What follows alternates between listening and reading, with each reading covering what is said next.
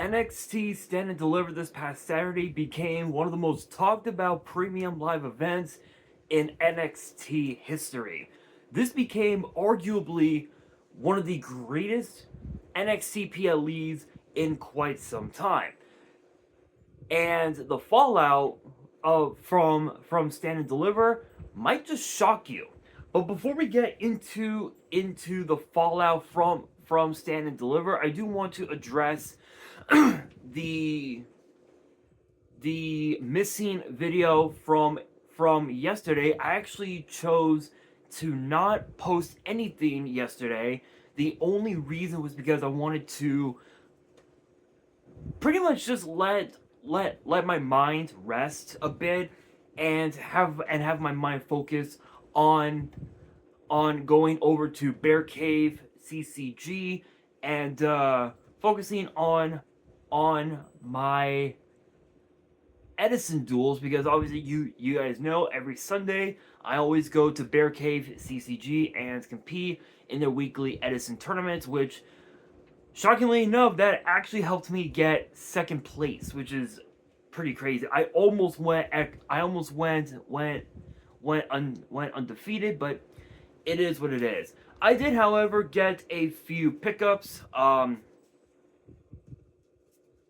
while I was over there. So I did pick up a Secret Rare Ultimate Providence, which, if you guys have not seen this card before, this was released all the way back in like 2015, like 2016, and it's a counter trap that reads: when a spell, trap, or monster effect is activated, discard the same type of card, negate the activation, and destroy that card.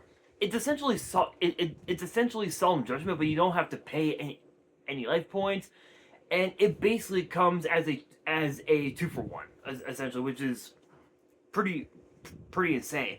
I'm hoping that this card can actually be used in decks like Shark and like maybe Dark Magician, but we'll have to wait and see. I did also pick up a couple of Speed Duel cards. We have a Speed Duel Secret Rare Widespread Ruin, as well as Night Beam. So funny enough, Widespread Ruin, probably one of the best old cards in the game. And then of course Night Beam is also pretty good as well. It's essentially MST, which is pretty insane. I did also pick up 2 copies of Compulsory Evacuation Device Gold Rare, as well as Transaction Rollback as well, which is a pretty cool one. But I also did pick up 3 heavy hitters. So I picked up not 1, but 2 copies of Wanted Seeker of Sinful Spoils, perfect for my Dark Magician deck. And then also for my Blue Eyes deck, Dominus Purge. Interestingly enough, these 3 actually went down in price.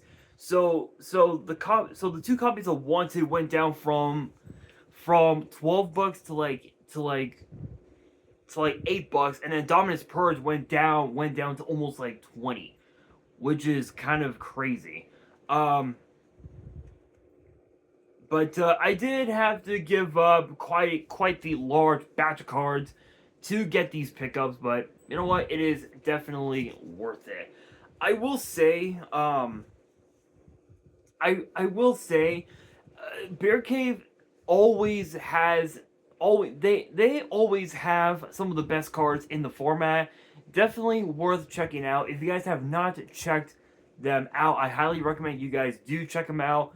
When you do go over to Bear Cave CCG, be sure to look for Billy or Corey and let them know that I sent you. They are super chill. Shoutouts to both of them. Shoutouts to both for the hospitality. Cannot thank them enough. But without any further ado, let's get straight into the fallout from Stand and Deliver. Typically, I would start off with the countdown show because there was a match on the countdown show, but there really wasn't much to go on with the rivalry between Birthright and the team of Ren Sinclair and Hank and Tank and EK Prosper and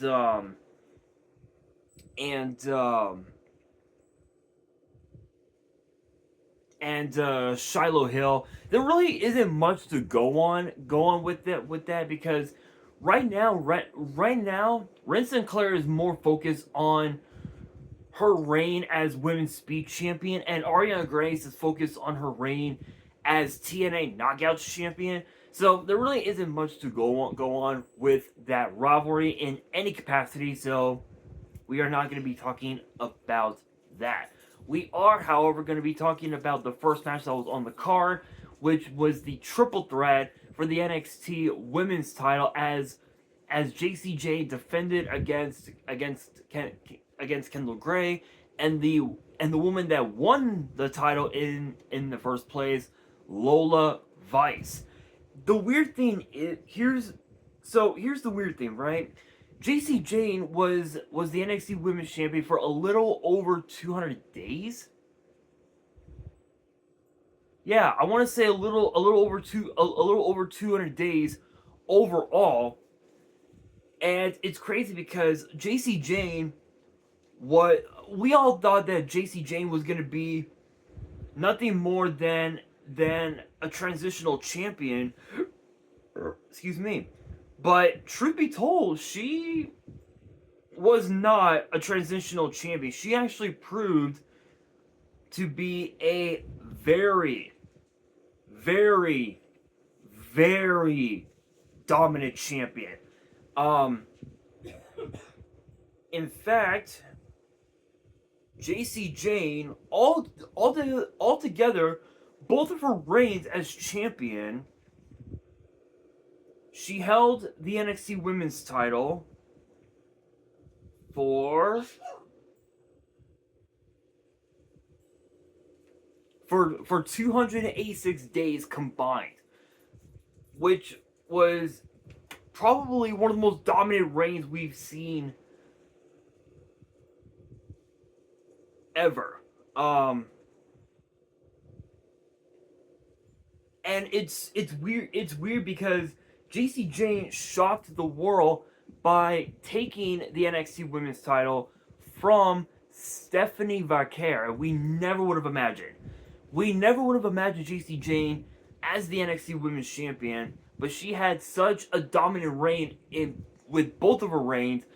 She went down in history as one of the all-time great champions in NXT history. And now that Lola Vice is champion, there are a couple questions that definitely need to be answered.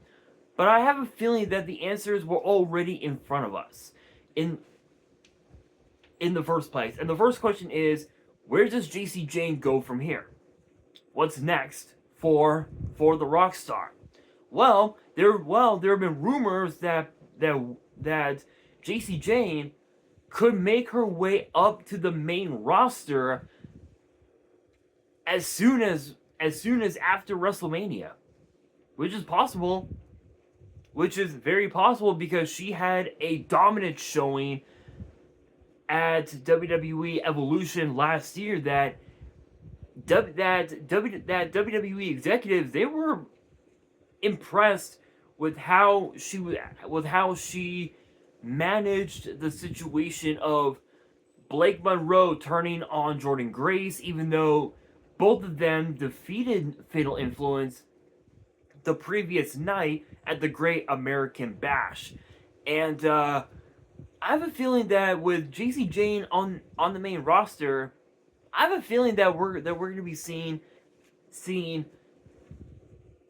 a lot of JC Jane on the main roster. But as far as like what brand she could be on, crazy as it sounds, I think she would be better suited on Monday Night Raw because of the fact that you've got a plethora of talent on Raw that she could go up against. She could go up against women like Raquel Rodriguez, Liv Morgan, Bayley. She could go up against Lyra Valkyria, Ivy Nile. She could even renew her rivalry with Roxanne Perez. She could renew her rivalry with Stephanie Vaquer.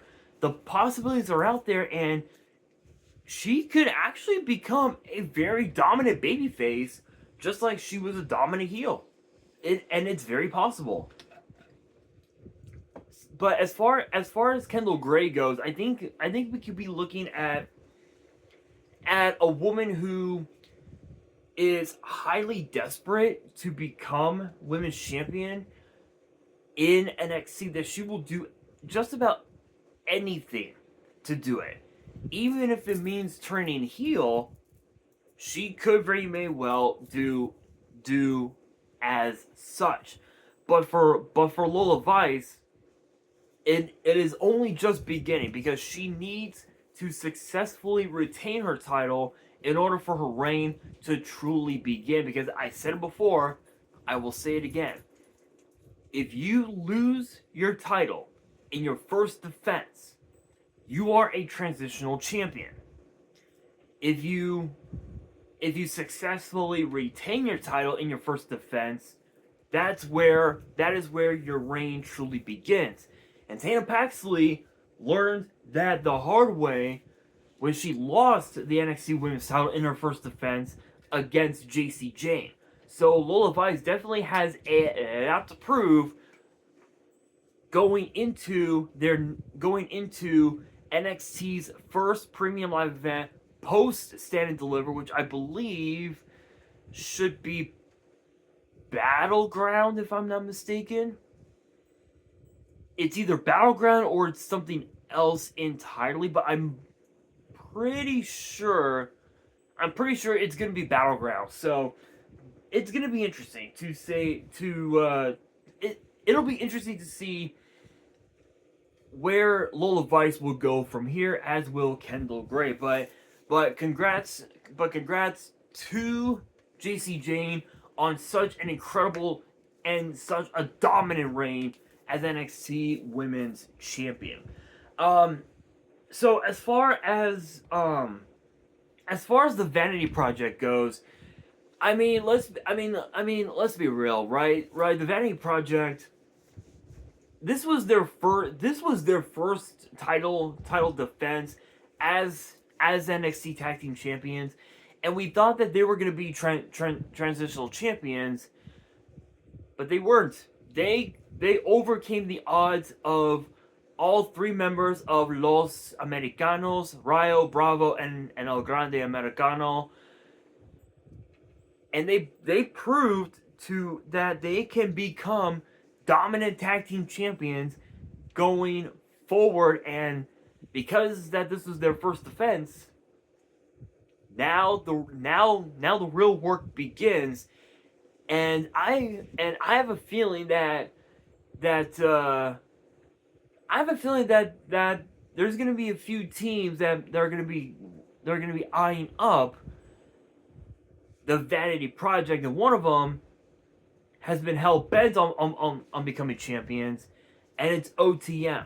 So we could potentially see OTM become the first challengers for those tag team titles post Stand and Deliver. But as far as what could be next for Rayo and Bravo, honestly, the possibilities are out there. They've been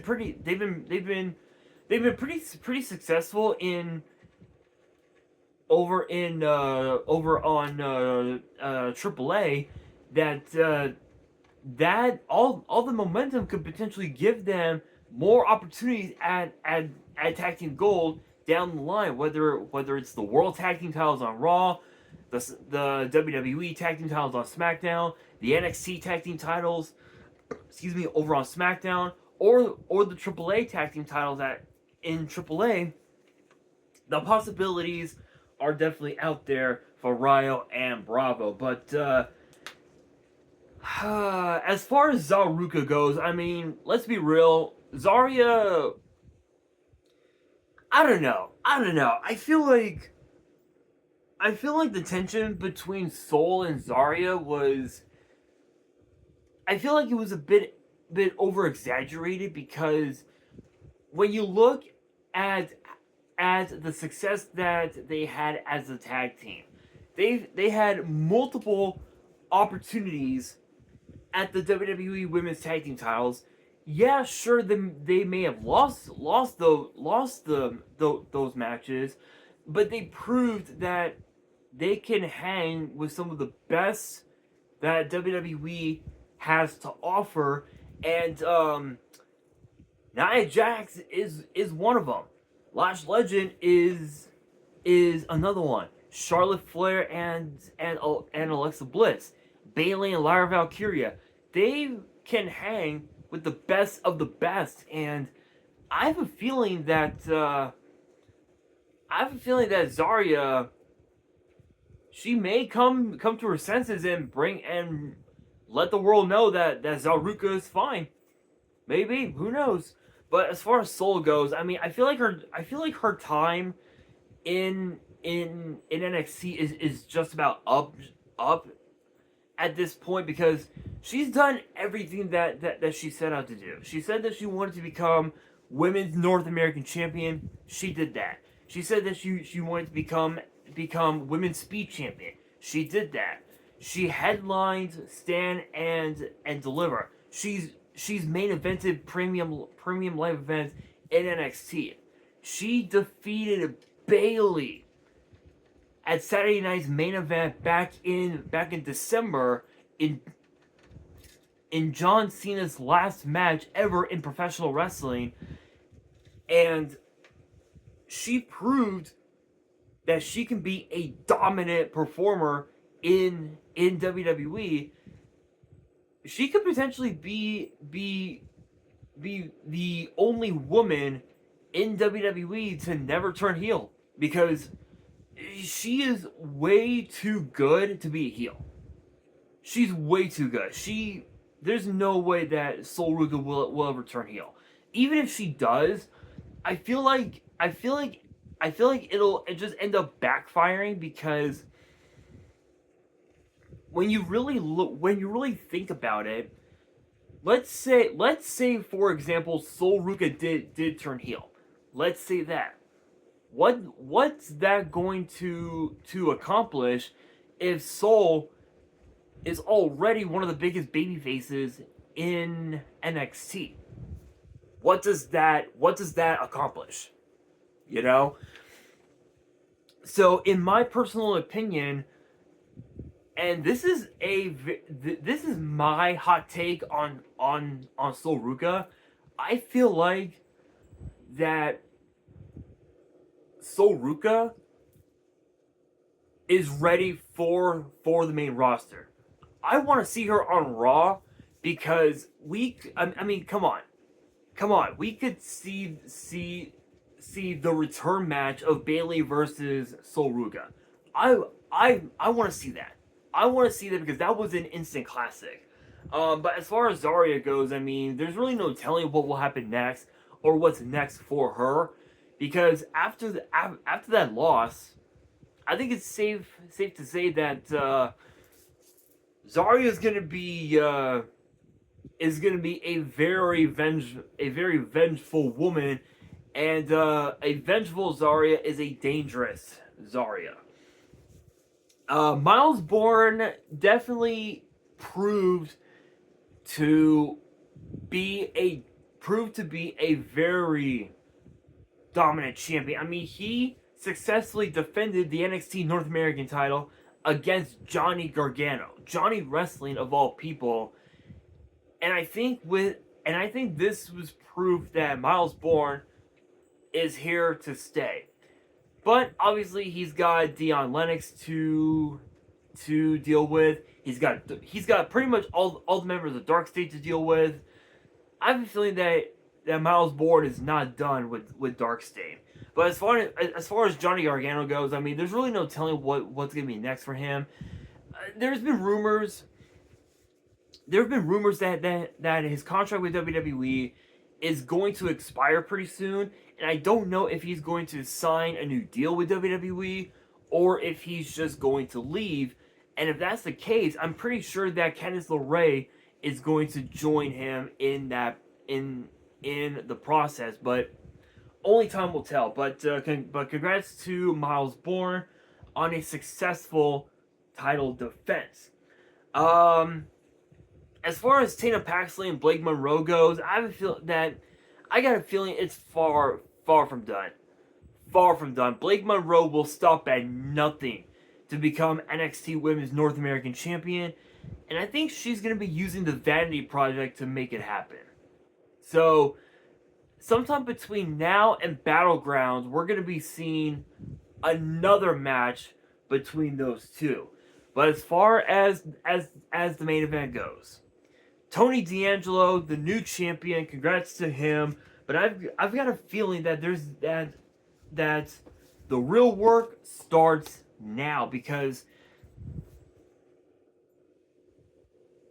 with Tony D'Angelo now the NXT champion, this means that